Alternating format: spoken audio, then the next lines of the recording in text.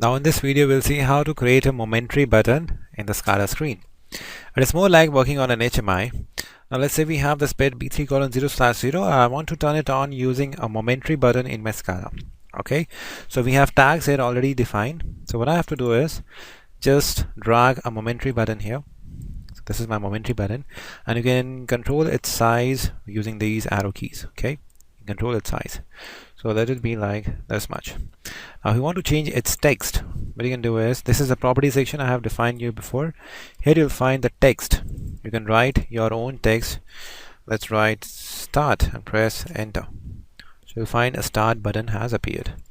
Now if you want to indicate its on color, when it is on, you need to, if you want to show some color, you can show it by green, and its off color you can show it by red. Okay, this is an on-off state color, just to indicate, just to beautify your screen. Now we have the tag 1, which was linked to B3:0/0. Okay, so just drag this tag to this button. This has been assigned a tag. Now when you press this button, you know momentary button is the one in which if you press it, it will turn on the bit B3:0/0. If you release it, it will turn off the bit. So let me just shrink that to show you these operations simultaneously.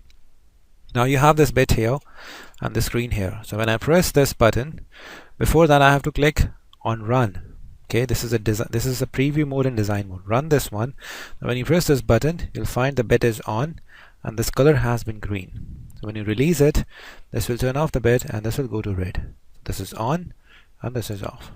So this is momentary turn on and off of your bit B3:0/0, because this has been assigned the address of this memory bit.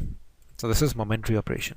Okay, so this way you can create multiple memory buttons here and momentary buttons here, and you can tag that with relevant tags you need in your application. This could be used to start the motor or start the pump by some momentary actions. Okay, if you have any doubt, give me a comment, and to simulate that, make sure you have to click on run, then simulate. Okay, like that. So let's see what we have in the next video. Thank you.